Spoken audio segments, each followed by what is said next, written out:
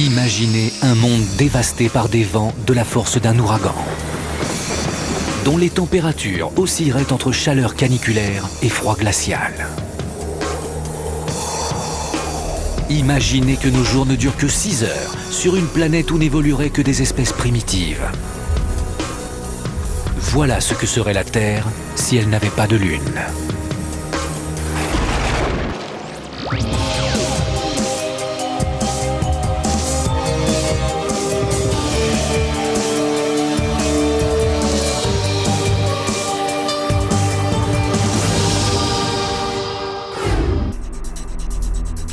La Lune, un astre de roches et de poussière de près de 74 millions de milliards de tonnes, au diamètre de près de 3500 km, qui orbite à plus de 384 000 km au-dessus de nous. C'est le deuxième corps le plus brillant dans le ciel et sa température varie de moins 163 degrés à 117 degrés Celsius. Sa gravité est 6 fois moindre que celle de la Terre. Ses montagnes peuvent atteindre 8000 mètres et des millions de cratères jonchent sa surface poussiéreuse et sèche sur laquelle aucune eau n'a jamais été trouvée sous forme liquide. C'est loin d'être un endroit accueillant. Pourtant, la Lune est souvent, pour nous, synonyme de romantisme et de mystère. Elle enchante les amoureux du monde entier et assouvit notre soif de mythes et de légendes.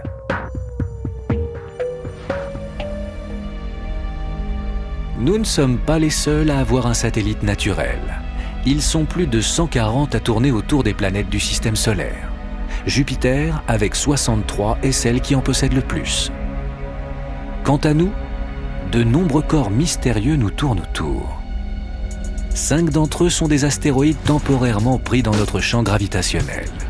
4 autres sont sans doute des restes de la fusée Apollo 12. Le 10e et le plus gros est la Lune. Depuis très longtemps, bien avant la naissance de l'humanité, elle est notre compagne.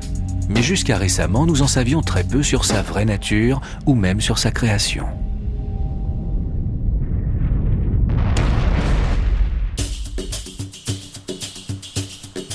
Plusieurs théories sont au cœur du débat. L'une d'entre elles prétend qu'elle n'est qu'un astéroïde pris au piège dans le champ gravitationnel de la Terre. Selon une autre hypothèse, une collision d'une magnitude géante aurait projeté une énorme quantité de matière qui, en s'agglomérant, aurait formé la Lune. Mais lorsque l'homme a marché sur la Lune et qu'il a pu analyser la roche lunaire, une nouvelle théorie, la plus probable, a été avancée. 5, 4, 3, 2, 1, 0. Liftoff. I'm going to step off the limb now. That's one small step for man, one giant leap for mankind. Entre 1969 et 1972, 6 missions sont parties pour la Lune. Wow, what a place! What a view, isn't it, John? It's absolutely unreal. 12 humains seulement ont foulé son sol. Mais ces astronautes ont fait bien plus que réécrire l'histoire. Ils sont revenus avec des échantillons de roches lunaires. Ces roches sont étrangement similaires à celles que l'on trouve dans notre sol, mais elles contiennent beaucoup moins de fer. Cette particularité, qui peut paraître anodine, offre pourtant une indication précieuse sur les origines de la Lune. Avant tout, elle fait apparaître qu'elle est effectivement née d'une collision. Revenons 4,5 milliards d'années en arrière. La Lune n'existe pas encore. Le système solaire interne compte alors environ 2 fois plus de planètes qu'aujourd'hui. Plusieurs d'entre elles sont sur le point d'être détruites. L'une d'elles, 2 fois moins grosse que la Terre, a depuis été baptisée Theia, du nom de la divinité qui, dans la mythologie grecque, donna naissance à Sélénée, la déesse de la Lune. Les 2 corps célestes sont sur le point d'entrer en collision. Theia se dirige inexorablement vers la Terre.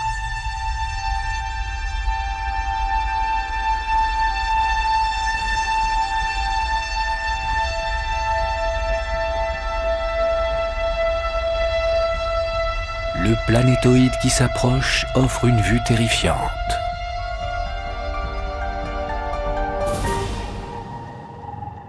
L'astrophysicien Jeff Taylor étudie les origines de notre satellite. Il nous décrit la course de Theia vue depuis la Terre.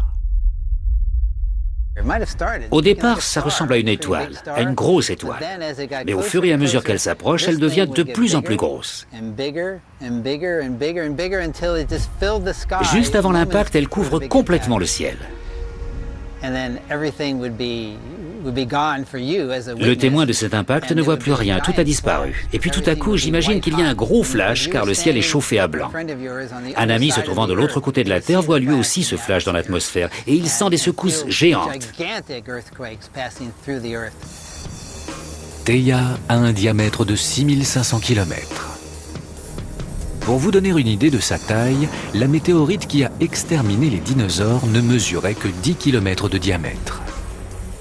Theia se déplace à une vitesse de 40 000 km/h, soit 20 fois plus vite que le Concorde. C'est un objet de la taille de Mars, c'est-à-dire que son diamètre est environ 2 fois moins grand que celui de la Terre. C'est un événement colossal d'une puissance inimaginable. Alors que les planètes se rapprochent, leur immense champ gravitationnel arrache leurs manteaux respectifs. Peu de temps après, elles entrent en collision.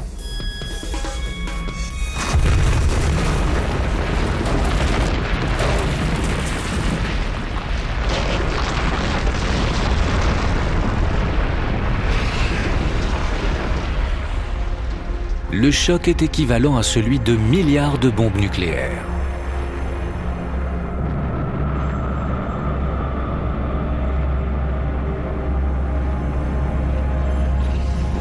L'impact violent arrache des sections entières du manteau terrestre, d'une taille équivalente à nos continents, et projette les roches dans l'espace.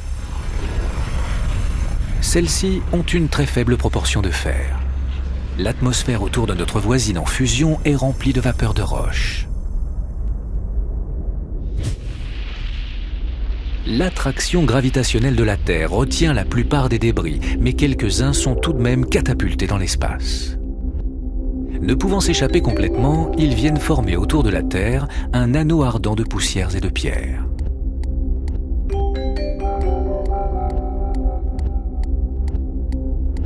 Lors d'un processus nommé accrétion, ces pierres et poussières entrent en collision et fusionnent avec d'autres fragments pour créer de plus grands blocs. Pour illustrer ce processus, prenons de l'huile d'olive et de l'eau. L'eau représente l'espace autour de la Terre et l'huile, les débris projetés lors de l'impact. Chaque gouttelette que nous versons représente un morceau de matière expulsé dans l'espace. Mélangeons le tout pour montrer à quel point les débris sont agités dans l'atmosphère. Quand Jeff Taylor cesse de mélanger, une chose étrange survient aux gouttelettes d'huile. Cette façon dont ces petits objets s'assemblent et grossissent au fur et à mesure s'appelle l'accrétion. Voilà comment la Lune s'est formée autour de la Terre et la Terre autour du Soleil. Alors que les débris s'agglomèrent, leur gravité combinée devient assez forte pour attirer davantage de fragments. Cette réaction en chaîne ne cessera que quand les milliards de fragments de roches vaporisés se seront rassemblés en une boule de matière ardente. En moins de 100 ans, elle se refroidit et devient une roche dont le volume est 50 fois moindre que celui de notre planète, la Lune.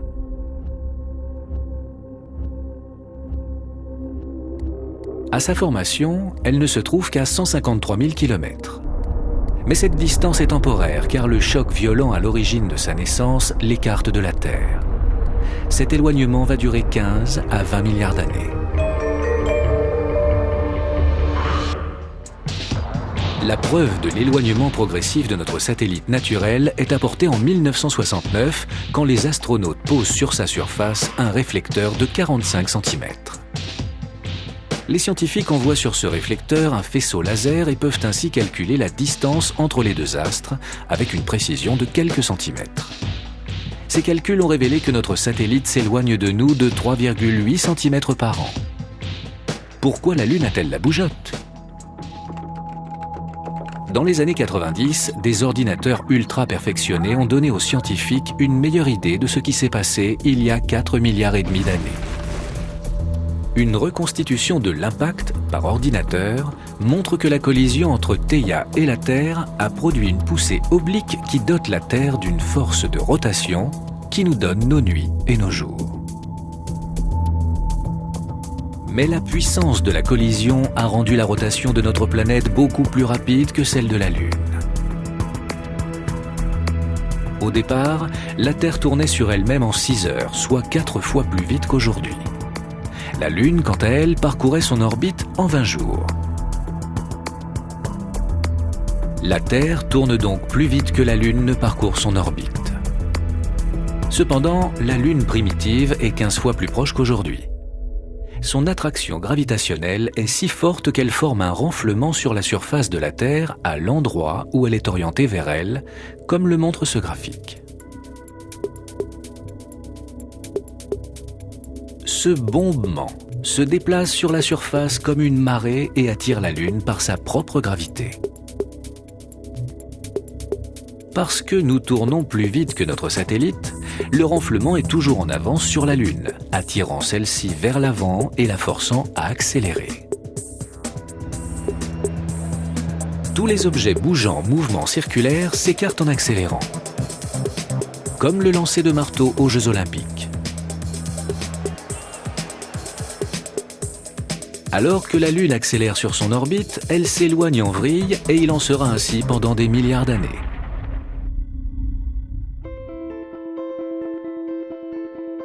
À sa naissance, notre satellite est 15 fois plus proche de nous. Cette proximité la met en danger car elle est menacée par les bombardements de milliers d'astéroïdes qui détruiront 80% de sa surface.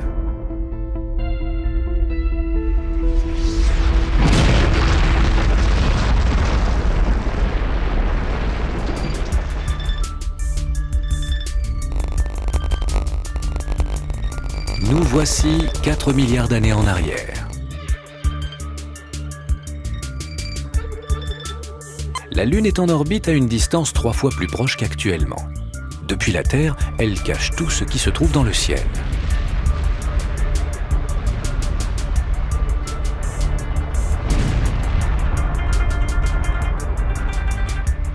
C'est pendant ses premières années de vie que la Lune a les effets les plus retentissants sur sa planète mère.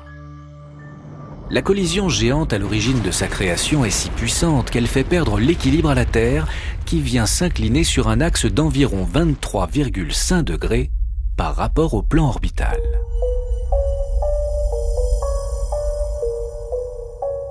C'est cette inclinaison qui donne notre printemps, notre été, notre automne et notre hiver. Si nous tournions sur un axe vertical, comme Mercure, nous n'aurions pas de saison.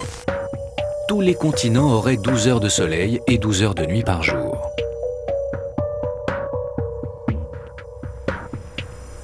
Les pôles seraient ensevelis dans une pénombre éternelle et glaciale. Quant à l'équateur, il serait écrasé sous une chaleur permanente. En plus d'être responsable de cette inclinaison, la Lune la maintient. À l'origine, sa force gravitationnelle agit comme un gyroscope global qui stabilise l'axe de la Terre. L'astrobiologiste Lynn Rothschild nous explique ce phénomène. La raison pour laquelle nous avons cette obliquité constante est que la Lune aide à stabiliser l'inclinaison. Sans elle, nous aurions ce que les astronomes appellent une obliquité chaotique, c'est-à-dire une oscillation perpétuelle et une échelle des temps très courte.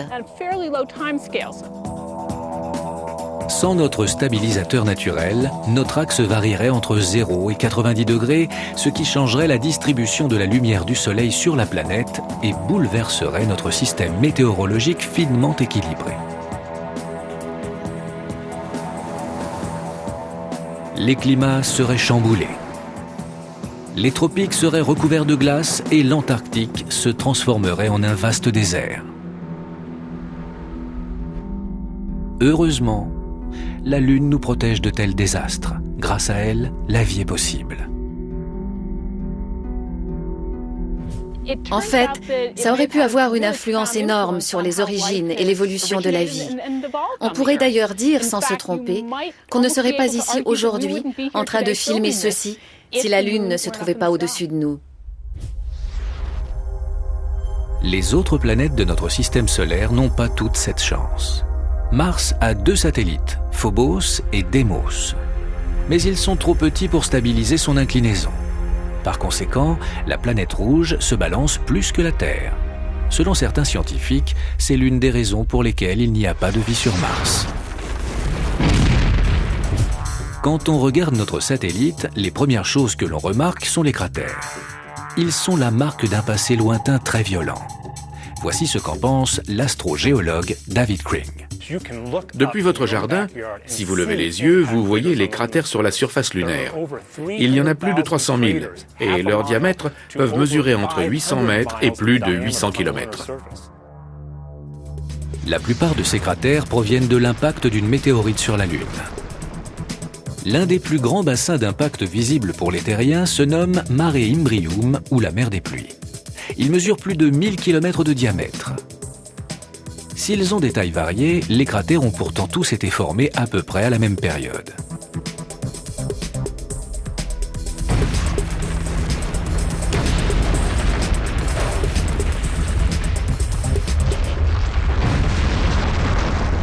Il y a environ 4 milliards d'années, les géantes gazeuses, Jupiter et Saturne, se retrouvent alignées, ce qui aura pour conséquence un changement dans la forme de leur orbite.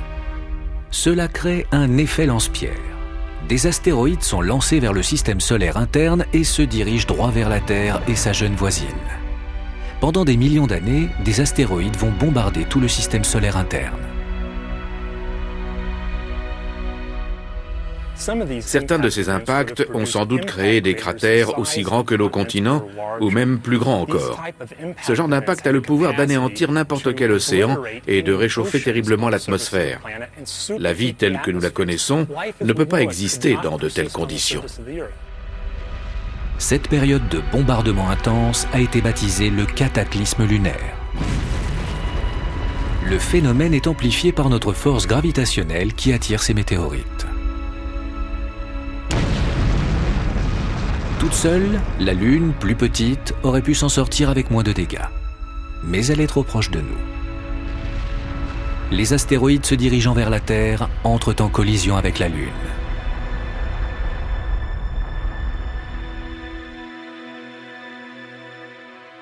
La plupart des cratères lunaires ont donc été formés pendant ce cataclysme lunaire.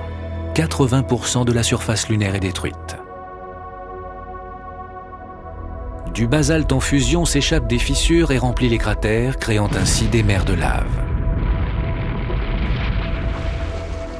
Pendant plusieurs millions d'années, elles vont refroidir, se solidifier et se transformer en marées ou mers, comme la mer de la Tranquillité. Ce sont ces motifs de roches basaltiques sombres qui forment le visage que l'on distingue sur la face de la Lune.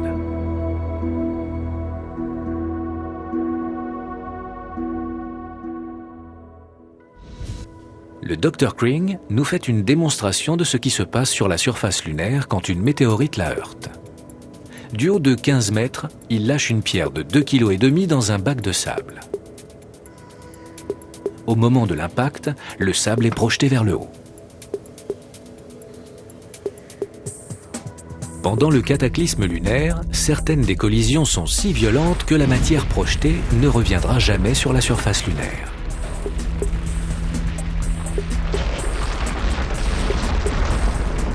Elle est propulsée dans l'espace et est piégée dans l'attraction gravitationnelle de la Terre qui ne se trouve alors qu'à 139 000 km. Certaines de ces roches s'approchent à vive allure.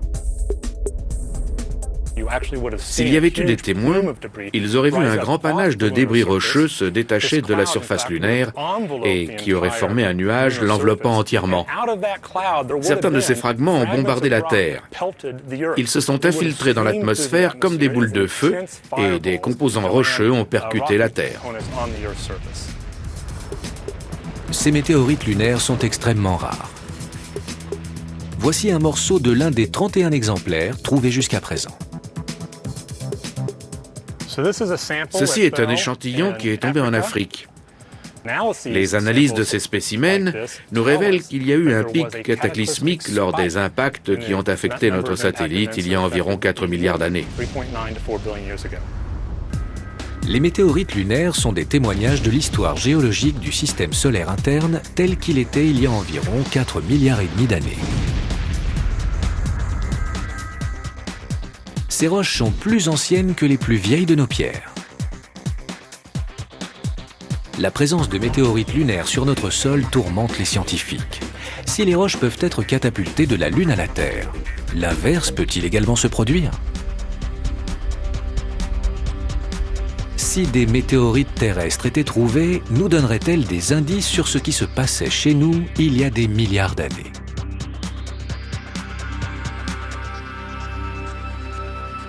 Pour éloigner un objet de l'attraction gravitationnelle de la Terre, il faut une force hors du commun. Beaucoup plus qu'il n'en faut à une météorite lunaire pour quitter sa surface. Par exemple, une navette spatiale utilise plusieurs dizaines de millions de chevaux pour quitter la gravité terrestre. Le module lunaire, quant à lui, ne nécessite que 6300 chevaux pour décoller de la Lune.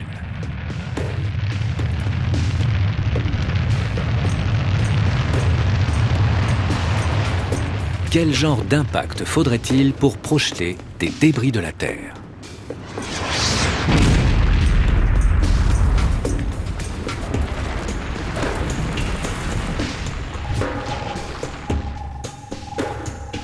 L'astrophysicien de renom Guillermo González de l'université de l'Iowa a trouvé la réponse à cette question. Dans le nord de l'Arizona, le météore cratère, qui peut nous paraître énorme, n'est pas encore assez grand pour catapulter de la matière hors de notre atmosphère. En revanche, quand on parle de celui qui a exterminé les dinosaures au Mexique, celui-là était sans doute assez grand pour lancer de la matière hors de la Terre et pour qu'une partie atteigne la Lune. Les impacts sur la Terre pendant le cataclysme lunaire étaient beaucoup plus importants que ceux qui ont exterminé les dinosaures. Ils étaient si puissants qu'ils ont formé des trous dans l'atmosphère. Des roches et des débris ont été projetés dans le ciel et sont passés par ces trous. Une fois dans l'espace, ils ont été aspirés par la Lune en orbite à 139 000 km. Ces débris finissent par percuter sur la Lune. Et à ce moment, ils sont à nouveau brisés en plusieurs morceaux, selon la vitesse à laquelle ils heurtent la surface. Une fois sur la surface lunaire, ils sont préservés intacts par le vide de l'espace. La Terre n'a malheureusement gardé aucune trace de son passé lointain. Mais elle a laissé une partie d'elle-même sur la surface de la Lune. Si seulement on pouvait trouver des fossiles ou au moins quelques traces de vie sur ces roches, ça nous aiderait à résoudre le mystère des origines de la vie. Selon le professeur González, on pourrait trouver sur la Lune près de 20 kg de matière terrestre par kilomètre carré.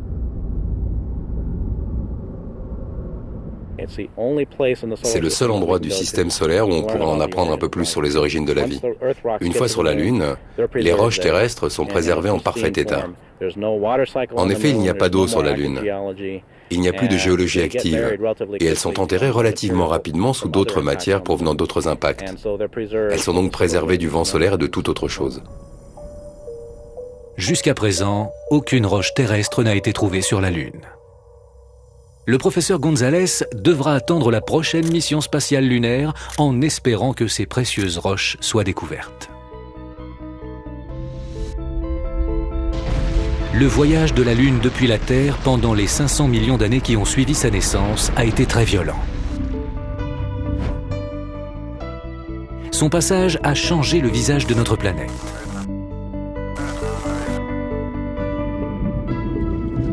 Sa force de gravité provoque des marées de plus de centaines de mètres de haut agitant les océans. Ce phénomène crée les conditions propices à la formation de composés chimiques complexes. La Lune participe à l'apparition de la vie sur Terre.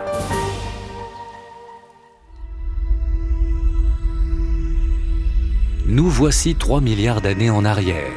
La Lune s'éloigne toujours et son orbite est à plus de 300 000 km. L'effet de sa gravité est moins fort, mais elle a toujours le pouvoir de changer radicalement notre planète. Car dorénavant, la Terre a de l'eau et des océans. Et la Lune y met de l'agitation. Si elle est trop lointaine pour avoir un effet notoire sur nos roches, elle peut cependant affecter nos océans. Du côté de la Terre, orientée vers la Lune, la gravité de cette dernière crée des marées sur nos océans. Ces marées ne ressemblent pas à celles que l'on connaît aujourd'hui. Elles peuvent atteindre plusieurs milliers de mètres de haut.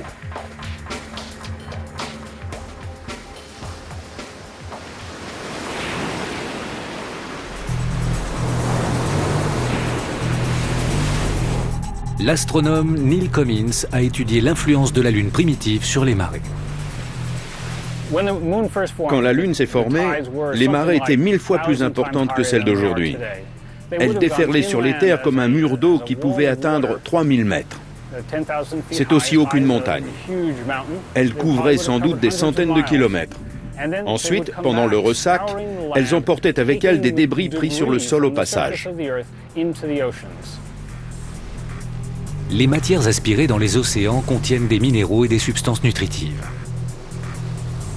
Les marées mélangent et transforment ces substances en un cocktail des plus importants pour notre histoire, la soupe primordiale.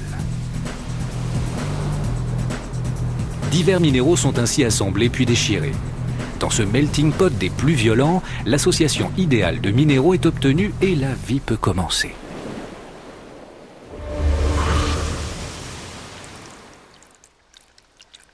Le professeur Cummins pense que la vie sur Terre aurait pu ne jamais exister sans cette soupe primordiale. La Lune, à ses débuts, créait des marées extrêmement hautes qui permettaient aux océans de se remplir de minéraux. C'est à eux qu'on doit l'origine de la vie et par conséquent notre existence. Les marées auraient également permis le développement du premier ADN. Selon certains scientifiques, les variations de concentration chimique lors des marées montantes ou descendantes auraient induit une fission et une reproduction de l'ADN. Les grandes marées vont jouer un autre rôle essentiel dans notre histoire. Grâce à elles, la planète se calme et devient un endroit plus hospitalier où la vie sous forme plus complexe peut se développer.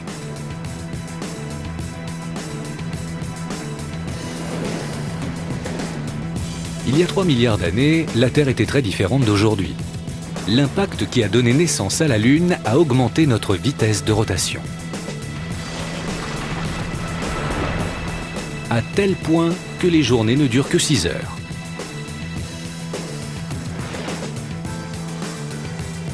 Cette célérité a des effets dévastateurs dans notre atmosphère, car la rotation est l'un des facteurs les plus déterminants dans notre climat.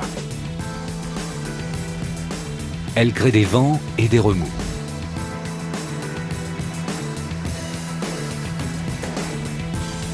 Plus nous tournons vite, plus les vents sont violents et rapides. Il y a des milliards d'années, notre planète tournait 4 fois plus vite et était dévastée par une atmosphère déchaînée. Aujourd'hui, quand il y a un ouragan, on a des vents de plus de 160 km/h. Les arbres sont arrachés, les toits des maisons s'envolent, on a de terribles inondations. Mais en un jour ou deux, il n'y a plus rien. La vie reprend son cours, les choses redeviennent normales. Imaginez qu'on vive dans un monde où on aurait tous les jours des vents de cette force. Voilà le climat que connaissait alors notre Terre. Des vents violents permanents et des marées géantes. C'est un endroit bien trop hostile pour que la vie ne s'y développe.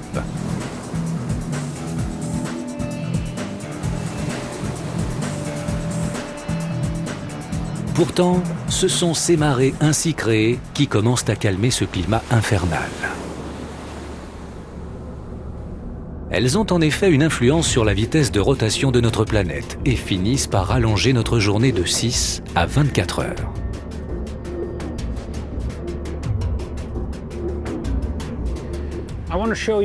Je vais vous montrer comment la Lune a ralenti notre vitesse de rotation de 6 heures à 24 heures.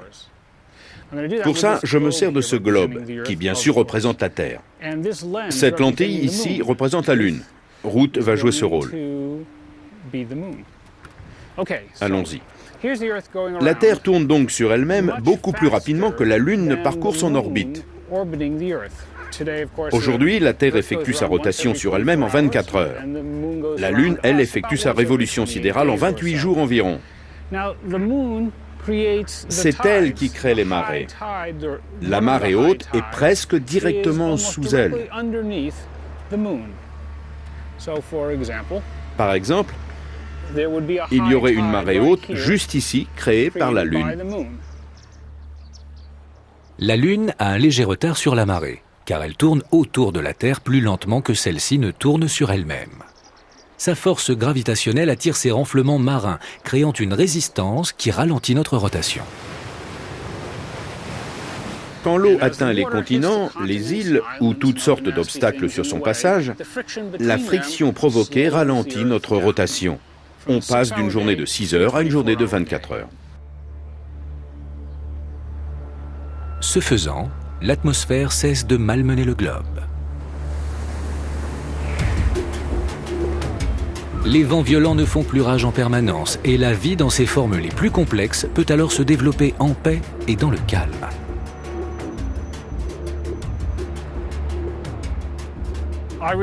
Nous devons notre existence à la Lune.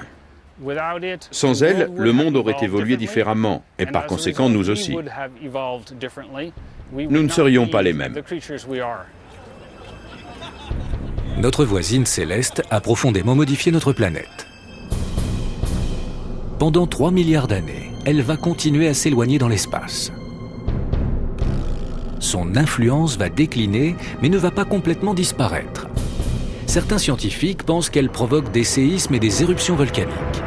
Nombreux sont ceux qui, de leur côté, croient que la pleine Lune a une étrange influence sur notre comportement.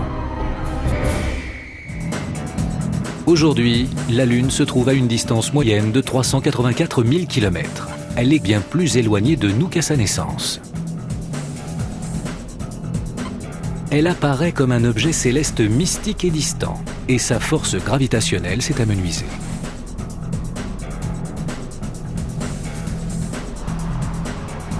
Elle est d'ailleurs tellement faible qu'elle exerce le même mouvement vers le haut qu'un petit poids qui serait situé à un demi-mètre au-dessus de notre tête. Mais certains croient toujours que ce pouvoir, aussi petit soit-il, a des effets sur le comportement humain. Les 29 jours et demi nécessaires à la Lune pour compléter son orbite s'appellent la révolution synodique ou lunaison. Lors de ce cycle, elle change d'apparence en fonction de sa position par rapport au Soleil et à la Terre. Pour le vulcanologue Steve O'Meara, ces différentes positions de la Lune et du Soleil sont extrêmement importantes.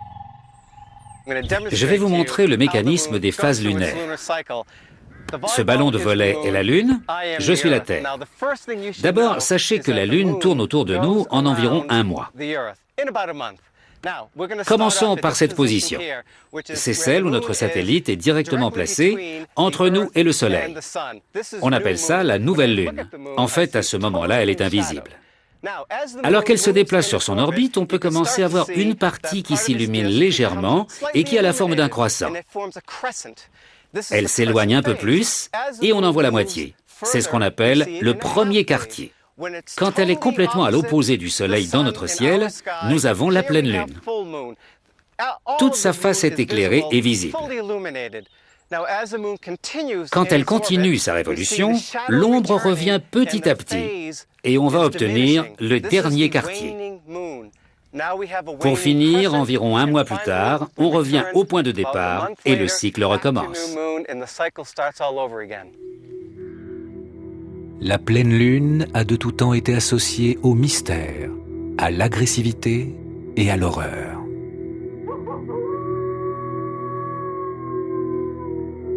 Des études montrent que le comportement de certains animaux change pendant le cycle lunaire. Le cycle de reproduction de certaines créatures est déterminé par la Lune. Des scientifiques ont fait des recherches sur le lien entre les prédateurs et la pleine Lune. Selon ces chercheurs, la Lune croissante aide les chasseurs nocturnes à repérer et tuer leurs proies. Mais l'idée que les hurlements du loup sont plus fréquents pendant une pleine Lune n'est qu'un mythe.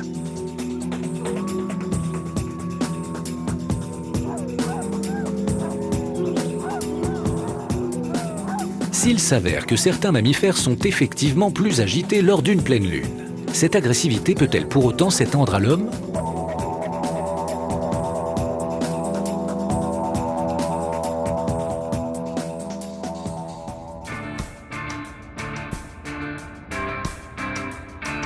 Nous voici dans les rues de San Francisco. Les officiers de police, Eli et Mahoney, s'apprêtent à faire une patrouille de nuit dans la ville.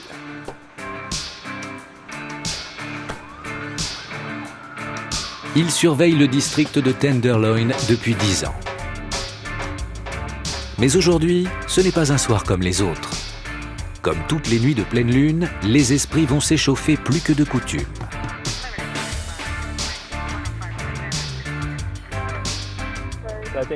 Pas mal de gens à qui nous avons affaire pensent que c'est la pleine lune tous les jours.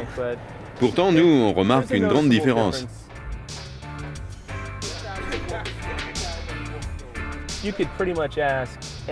Vous pouvez demander à tous ceux qui travaillent dans les services d'urgence, comme la police, les pompiers, les équipes de médecine d'urgence ou le personnel d'hôpital. Ils vous diront que les nuits de pleine lune, ils ont beaucoup plus de travail.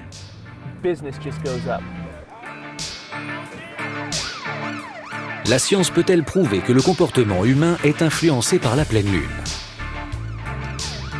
En 1976, l'American Journal of Psychology a étudié 34 318 crimes et révélé qu'ils étaient plus fréquents lors de pleine lune. Un an plus tard, les chercheurs ont étudié 18 495 patients de psychiatrie et ont trouvé que les admissions dans les hôpitaux étaient plus fréquentes à la nouvelle lune. Cependant, plusieurs études plus récentes n'ont révélé aucun lien entre le comportement humain et le cycle lunaire. Pourtant, nombreux sont ceux qui croient encore au pouvoir maléfique de la pleine lune. Sans doute cela est-il dû aux films d'horreur. Pendant des générations, on nous a nourris de meurtres, de morts étranges et de créatures mythiques comme le loup-garou, soi-disant lié à la pleine lune. Pas étonnant qu'avec le temps, nous ayons commencé à le croire.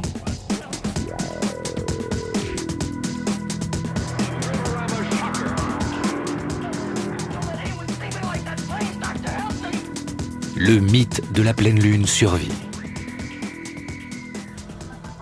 Si les effets de la Lune sur les humains sont minimes, les scientifiques pensent que sa gravité exerce toujours une influence certaine sur la planète.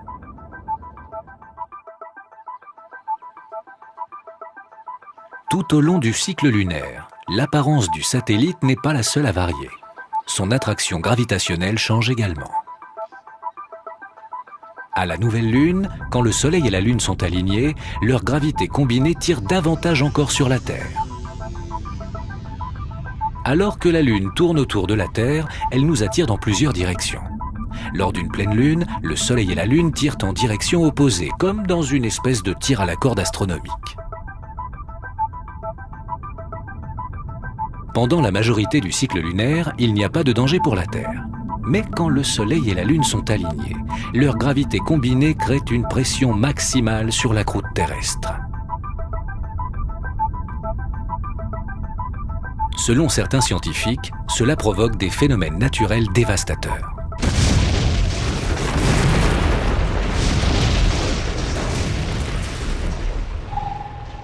Les vulcanologues Steve et Donna O'Meara se servent des phases lunaires pour prédire les éruptions.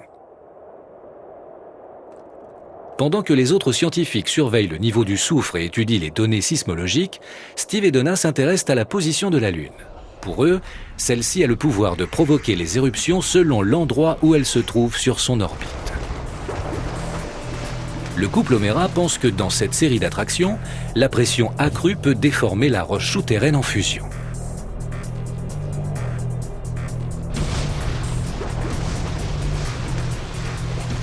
Aux endroits où le manteau est le plus instable, c'est-à-dire l'endroit où se forment les volcans, la pression peut parfois devenir trop forte et provoquer une éruption.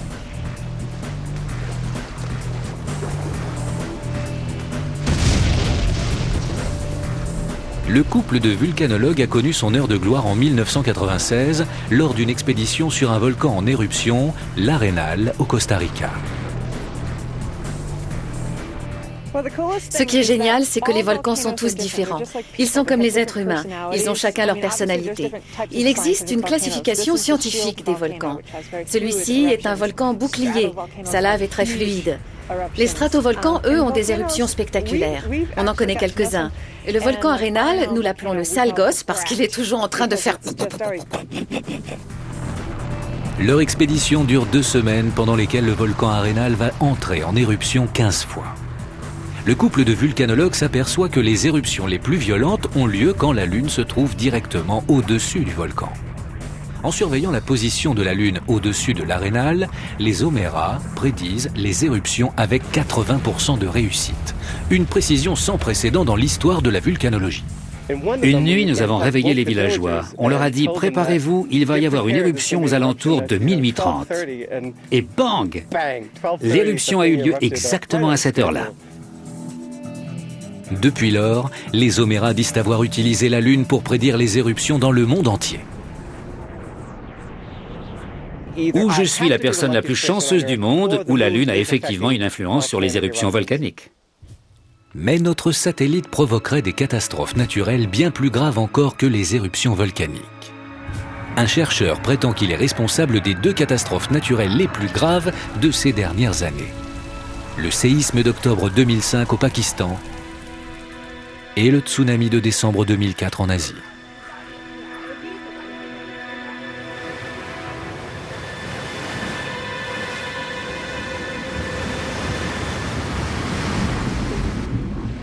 La Lune continue son voyage.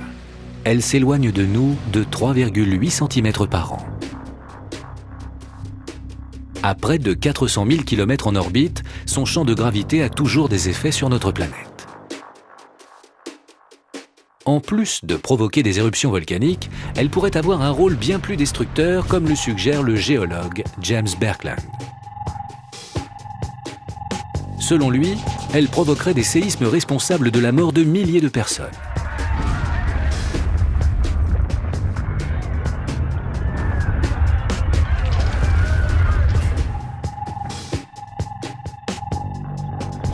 En 1994, James Birkeland se rend au Pérou dans le but d'observer une éclipse de soleil.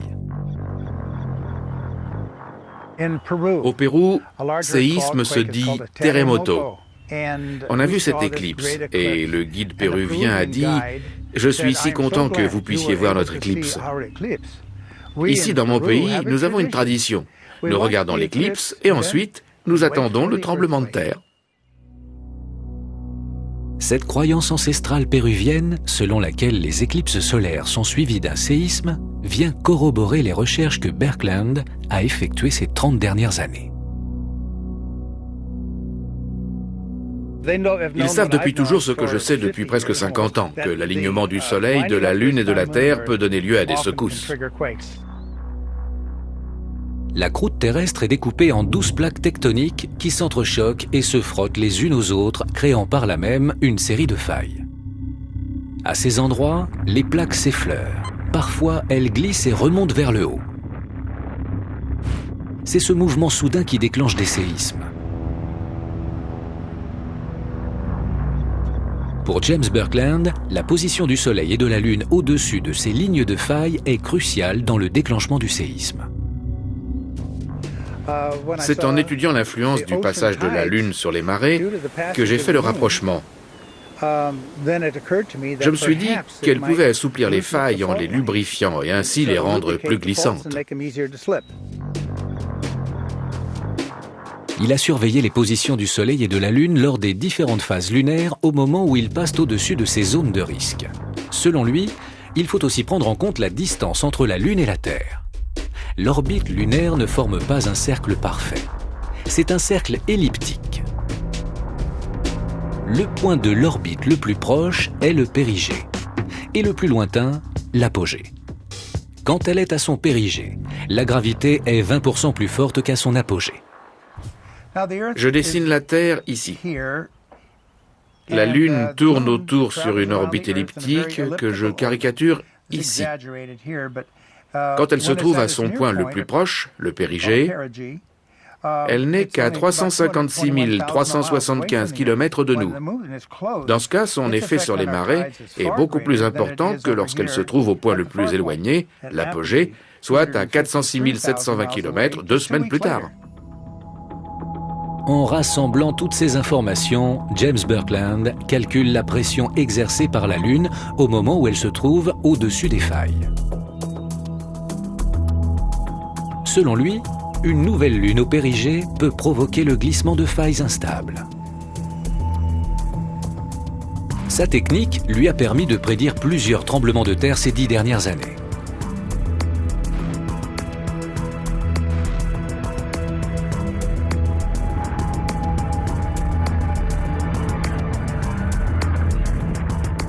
Mais ces théories sont controversées. En 1989, James Birkeland a été suspendu de ses fonctions de géologue du comté de Santa Clara, en Californie, jusqu'à ce qu'il promette d'arrêter ses prédictions qui provoquaient la panique des foules. Pour les autres scientifiques, il n'y a pas de lien entre la Lune et les séismes. Mais James Birkeland continue à affirmer que quelques-unes de ses prévisions ont été vérifiées.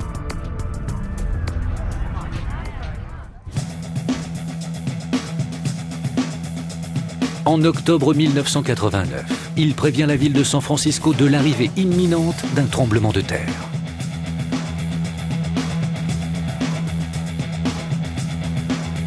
Quelques jours plus tard, pendant le grand rendez-vous annuel de baseball, les World Series, ce qu'il avait prédit arrive. Quand la secousse a eu lieu, je me trouvais au 7e étage d'un immeuble. Tout à coup, boum! L'onde primaire a frappé et pendant 2 secondes, j'ai exulté. J'avais mon séisme, mais j'ai vite déchanté car j'étais ballotté d'avant en arrière et il a fallu que je m'accroche au bureau. C'était terrifiant. Le séisme d'une magnitude de 7,1 sur l'échelle de Richter a causé près de 5 milliards d'euros de dommages et a tué 63 personnes. C'est le plus grand tremblement de terre que San Francisco ait connu depuis 80 ans. Prédire un séisme d'une magnitude de 6,5 ou 7 alors qu'on n'en avait pas eu depuis 1906, c'est plutôt pas mal. Les conceptions de James Birkeland sont plutôt radicales. Et on ne maîtrise pas encore la nature exacte des liens entre la Lune et les séismes. Cependant, en 2004, il prédit qu'une secousse gigantesque va avoir lieu au moment de la pleine Lune, peu après Noël. Le tremblement de terre à l'origine du tsunami de l'océan Indien a lieu le 26 décembre 2004 lors d'une pleine lune. En 2005, il prédit également un séisme d'une magnitude de 7. Quelques semaines après, un séisme d'une magnitude de 7,6 touche le Pakistan juste après une éclipse solaire. Est-ce une démonstration de l'influence de la Lune sur notre planète ? Même si celle-ci s'amenuise.